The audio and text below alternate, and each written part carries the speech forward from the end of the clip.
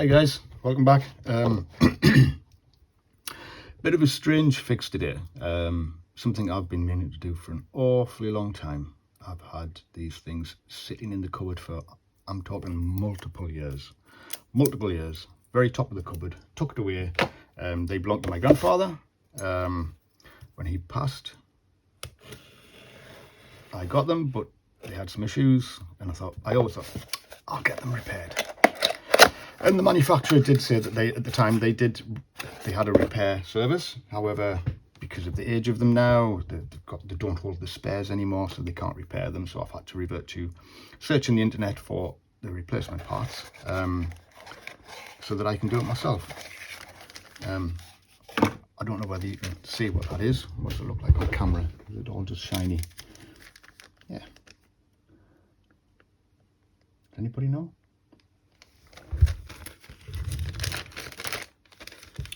I mentioned another channel in one of my other videos. He carried out a repair on one of these items, but it wasn't quite as neat, let's just say that. It worked. The end game, or the end result, was exactly the same, and it was accomplished. And it saved him having to spend some money. But these are going to be in my living room, so I want them to look nice and neat. Now, yes, this speaker cone is supposed to be white, kind of like that one. I believe this one must have been sat where the sun was hitting it, and it's faded it. This bit was cracked off. I don't know whether you can see that. Let me have a look. You can see there's a crack there. That was just hanging on just by the little bit in the corner. So I've super glued that. And it seems to have held very nicely. I've tried cleaning these up and bleaching them with some bleach on a cotton bud, but you can see where I've rubbed, and yeah, they're not going white again. So I'm just going to stop there. When I first looked at getting these repaired, the manufacturer did have the new cones and the new tweeter domes, and they would have took them apart, stripped them down, wound them and placed them all back together, but they don't offer that service anymore, unfortunately. So I can't get it rewound. I'm hoping that everything works fine from the testing that I've done using a power supply. I don't want it that high. I'm going to give it 3 volts. It's maybe a little high, very low current. You will see, or you should see, there, it moved. So with the correct polarity, can you see that? Let's have a look. No, not really. With the correct polarity, there, you'll see it jump out. It'll come out, and if you switch it around, it'll go in, but I don't want it to go in. So it's moving, and it doesn't seem to be scratchy, so it's not scraping on the sides of the magnets, and it seems to bounce on return. So it still looks good. Yeah, that's a good way to. These pins are both identical. There's no indication on them which is positive, which is negative. So that is a great way to identify which is which, and then just get a little red Sharpie and put a mark on it next to it, so that you remember. You could do the same with a little PP3 9-volt battery. That would give you the same thing. If it's the correct polarity, the speaker will bounce out. If not, it'll go in. So yeah, so these took some finding. Little pot of glue, and somewhere little brush to apply it. But to try and let's have a look. Bear with me.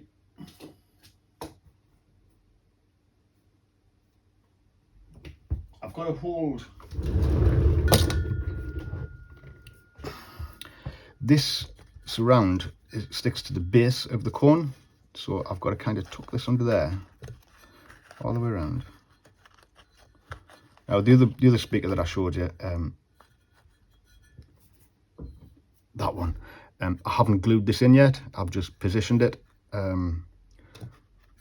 And yeah, we'll come back to this one when I do the gluing. But yeah, so let's have a look.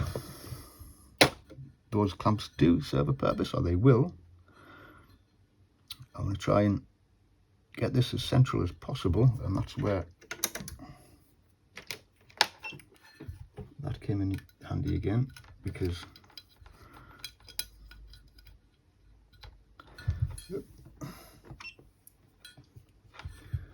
I turned it on, but I didn't actually turn the output on. It's got a separate switch for the output. So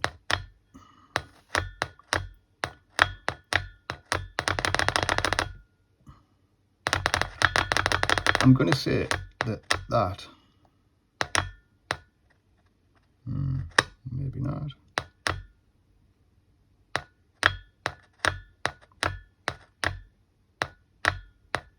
Yeah, that seems to have kind of centered itself.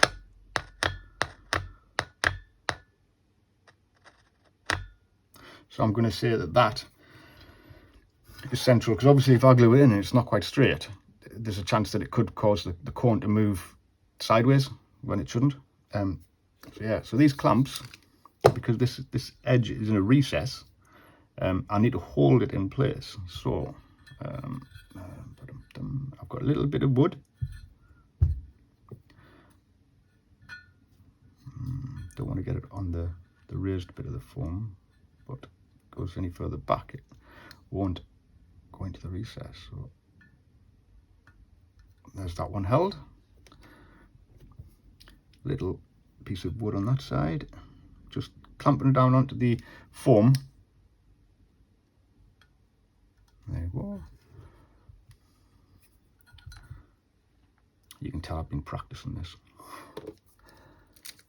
Another one. These bits of wood, by the way, they are literally, I've just chopped up a peg, a wooden peg.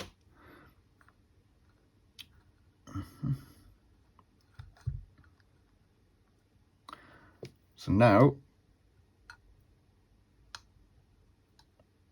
it doesn't seem, yeah,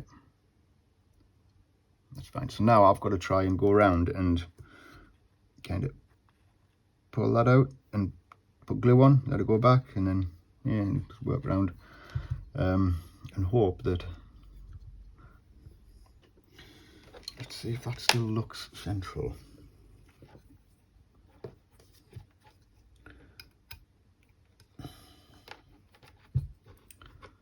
I don't know whether that's moved or not.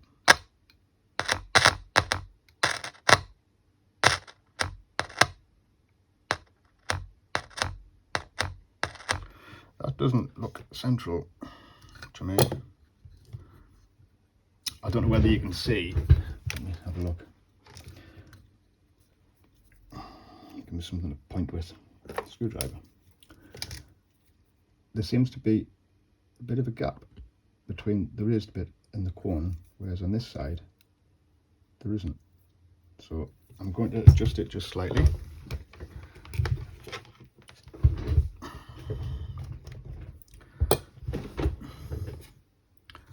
I don't know whether that was me not being careful enough when I was clamping down on it.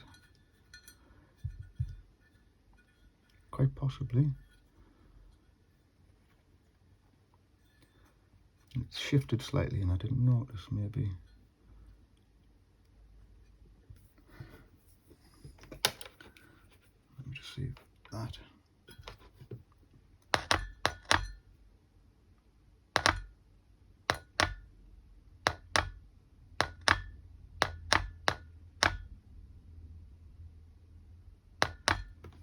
Yeah, they look fine. See if anything moves when I clamp it down again.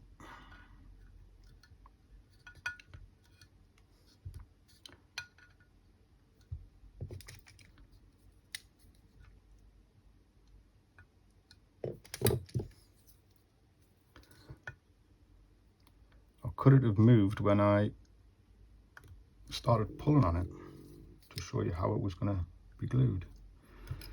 Let's get rid of that.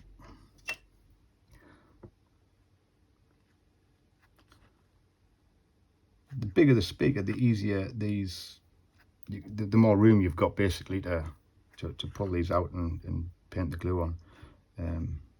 No, that looks to be fine. Let's go with that. Obviously, the smaller the speaker, the tighter the space, the less movement you've got. I do have another set of these, which I still haven't managed to find the right cone size, sorry, surround size. These are foam surrounds, and the foam has perished over the years. It literally turned to almost a powder when you touched it. And these are foam replacements. The larger ones, ta-da! Yeah, so they're the larger variants. I can't find the right size foam ones. I did get one that was close, but it just wasn't close enough. I can find rubber ones, but then that obviously changes the dynamic of the speaker movement. But would I really notice any difference? Sort of in the audio, probably not. I'm not a true audiophile, as it's called, so I don't think I would be able to tell any difference in the audio. If you've got a spectrum analyzer out, you probably would. So they might not operate as good as they used to, because the rubber's going to be tighter and more restrictive, so they're not going to move quite as much or quite as freely to be able to reproduce the notes as well. But am I going to notice just for listening to a little bit of music and TV? Probably not. So I might just have to go with the rubber surrounds. Let me just grab a cloth.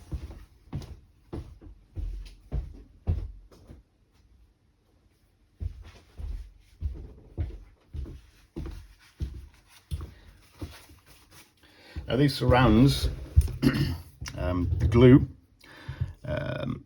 and the little brush, it's not quite so little. Might need to see if I can find something slightly smaller for these speakers.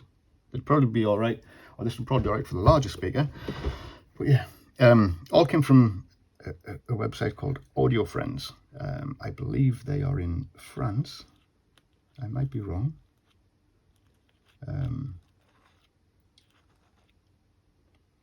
But they're in the EU, although we no longer are.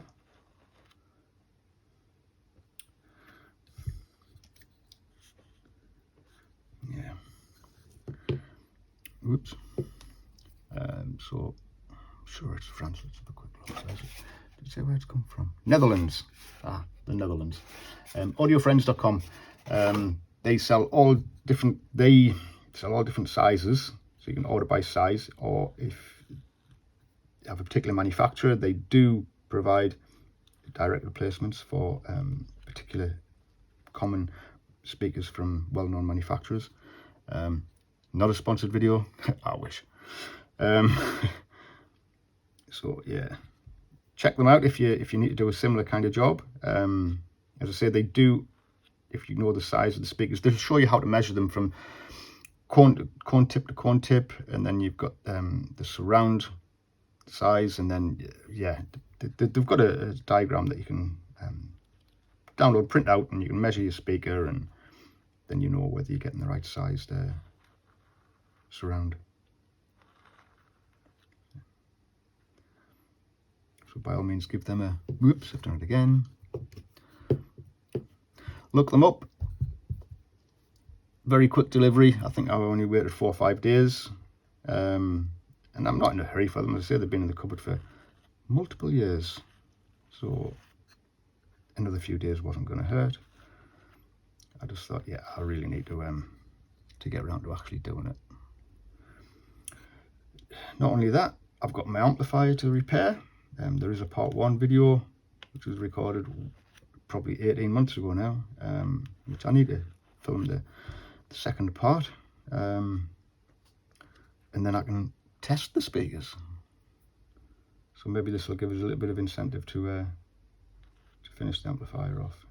I think the only reason that I haven't done it is, as I said earlier in another video rather, do have a day job, and the remainder of the amplifier repair is going to be a relatively big job. So I'd rather do it.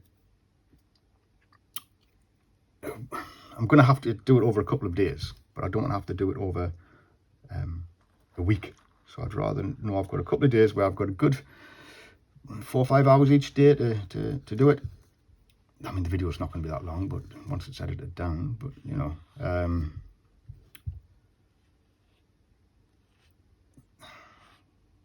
and it's just finding the time with a day job. So when you got evenings on a weekday, then on weekends, you know, family and things, yeah. I'm going to say that that is sufficiently done. I am going to just try and clean off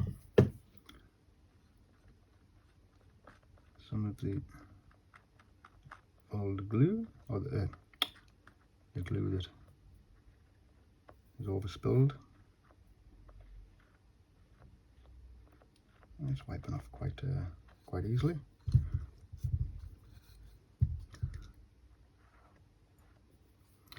I'm going to go through some cotton buds here though.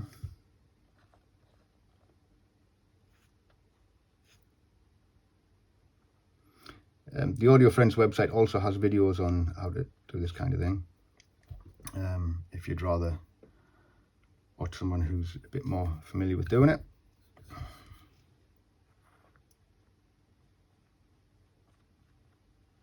They, I'm sure, are tidier at doing the gluing in the first place, so you don't have as much of this to do.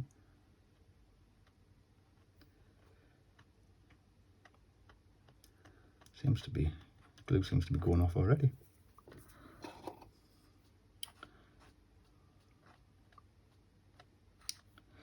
I do think I'll leave it 24 hours before I do the side round here though, just to make sure that it's all glued properly and dried, what have you. Yeah, I think next time I'm going to have to be a little bit more careful with the glue on the cone. So I could use a little bit of alcohol, but the problem with that is where I tried it on here, and you can see where I've been rubbing, it's kind of, yeah, that was because I had alcohol in it. So it affected the coating just ever so slightly, but the smallest smidgen, and I don't want.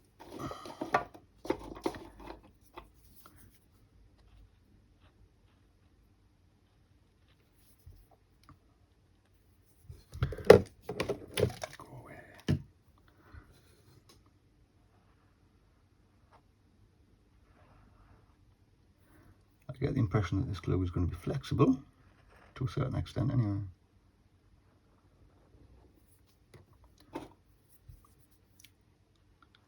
And I don't really mind using a lot of cotton buds. They're only cheap, rather than trying to,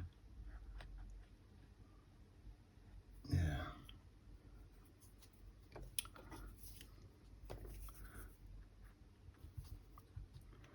Right, so now I'm going to go around and just see if I can just press down slightly.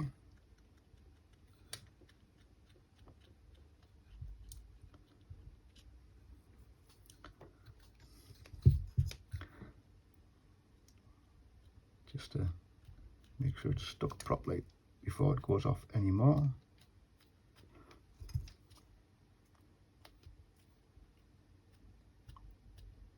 I can feel the glue oozing out of the other side, so that is a good thing.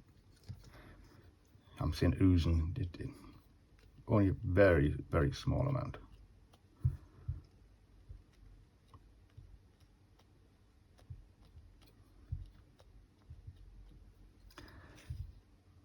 Just being careful not to kind of push from either side, because that might drag the foam into the wrong position, and then when it sets, it's not going to be straight, is it?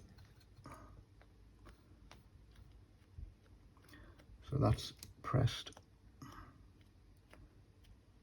all the way around, I believe.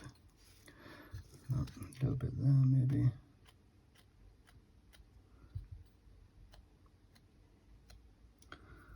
Yeah, that's gonna have to do. That doesn't look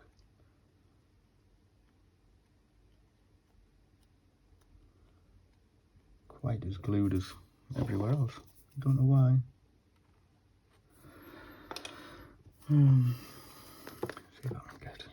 I don't know. I don't want to be pulling this off, but if I can just get a little bit of glue on there, I might just be able to brush it in just to make sure that looks better.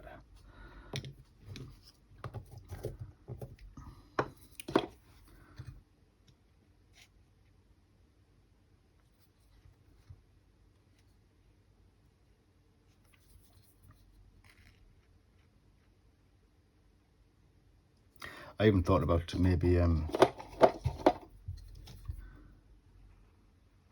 getting some white paint and spray painting the. I really want to do that. Spray painting the corn again, just so it was white. But then it would have meant I would have had to have taken the black corn off, and trying to get that off without damaging it. I thought, yeah, I'm not going to risk it. I mean, the speakers do have covers on, but they look nice when the covers are removed, just with them being so unusual, with them being white. So yeah, let's have a look. That seems.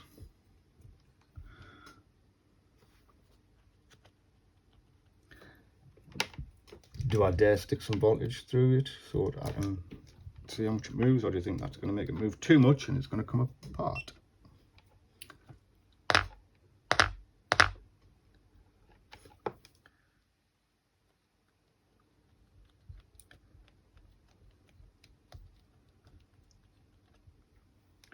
I don't think that was me that made that bit come apart. So I'm going to take these off now, because the glue goes off fairly quick, so these aren't really, I mean, yes, they will be helping, but not to any great extent. And I'm just going to go around and have a look for any possible points where they're not sticking anymore. Let me take that cable off.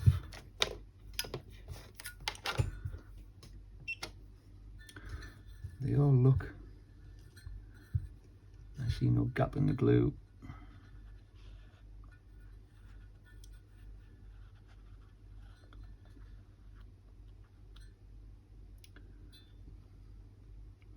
Right, yeah, well, that one, what time is it? Okay, almost 11. That one stays untouched until tomorrow. Same thing with this one. That's positive.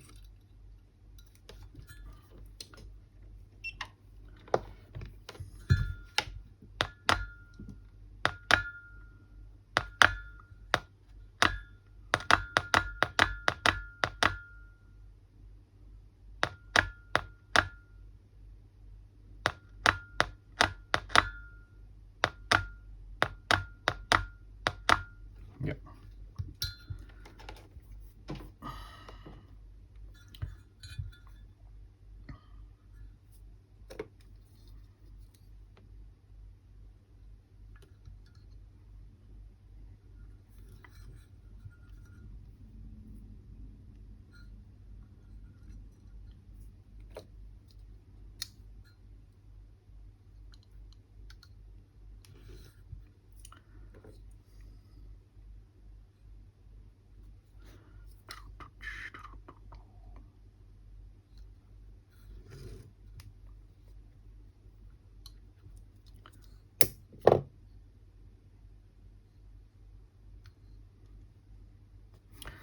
we go.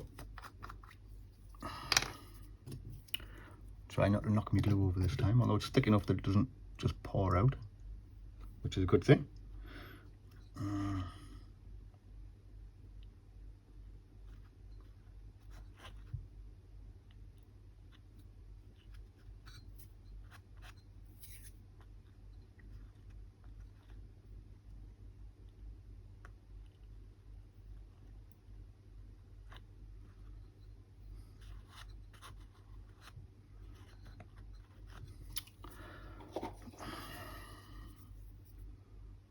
That's what I was trying to avoid.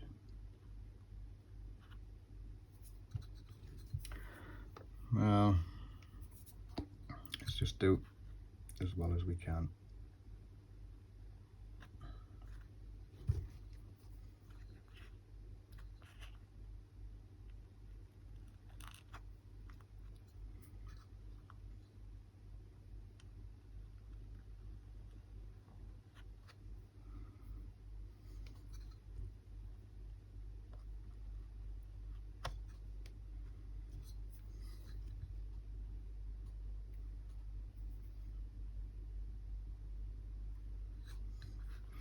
Quite a large pot just for doing a couple of glue, just for doing a couple of speakers. I think this will do 4 speakers.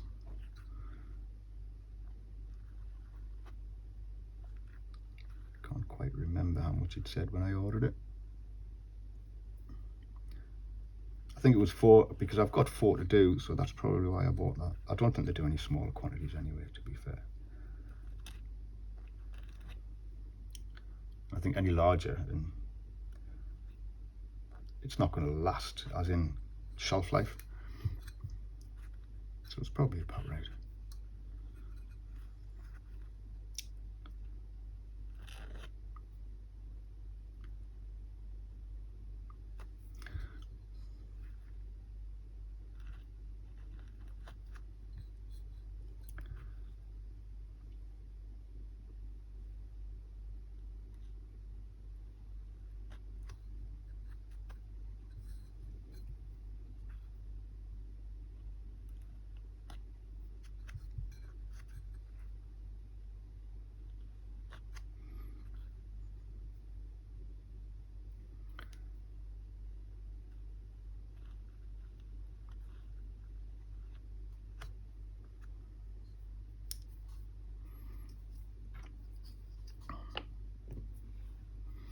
I think that is everything.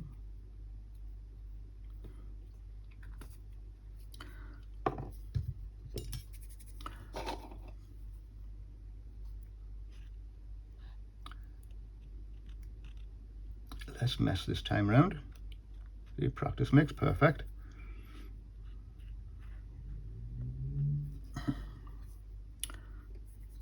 Did I get enough in there? Maybe not. Put a slight dab in there.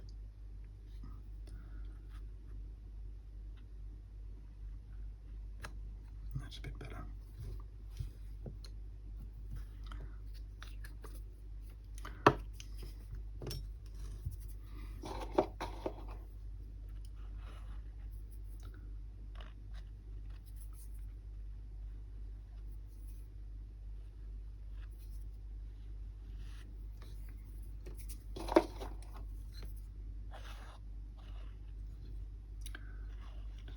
Gently, gently.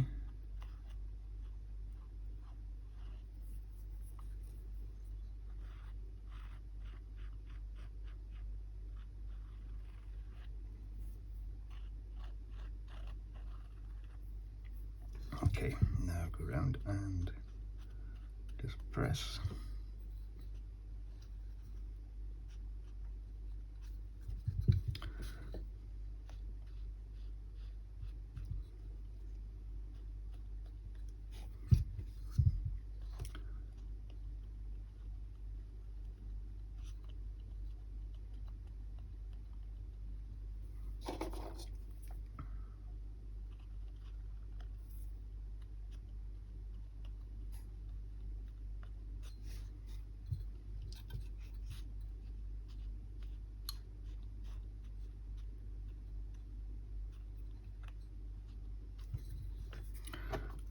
tiniest little bit, I think. Just there. I'd have probably been, oops, yeah, careful.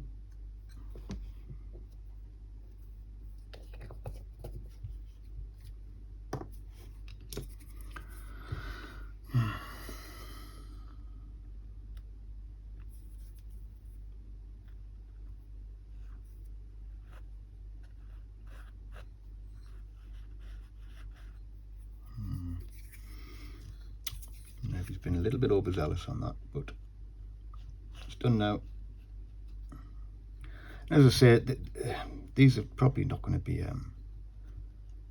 as good as what a professional would do, and they're probably not going to sound quite as good as what they did when they were new. But am I really going to tell the difference? Probably not. But they are really nice speakers. They're really nice sounding speakers as well from new. So even if they've only lost a little bit of their quality, they're still going to be good.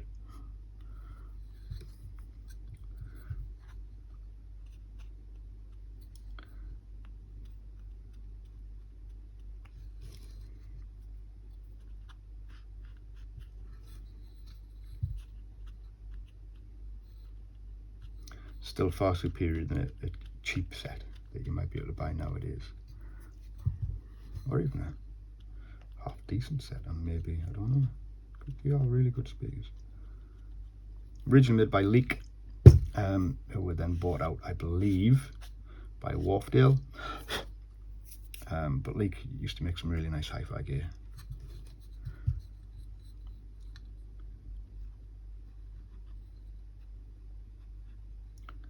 I'm hoping that will actually stick.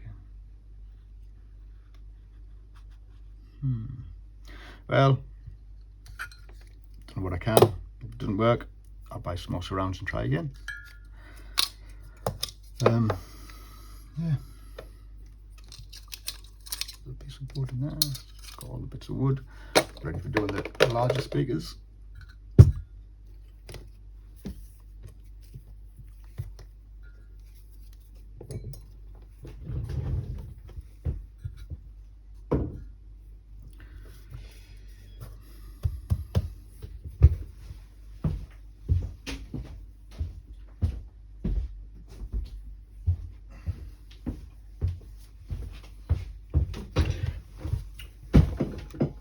Right, I think I'm going to put this up as part one, and then I'll record another video once these have dried, doing the outside edge. Unfortunately, I'll not be able to test them until I get my amplifier fixed, or I'll buy a new one. I'd rather get that one fixed, because if I buy another one, I'm never going to fix it, because I've got no incentive to. So yeah,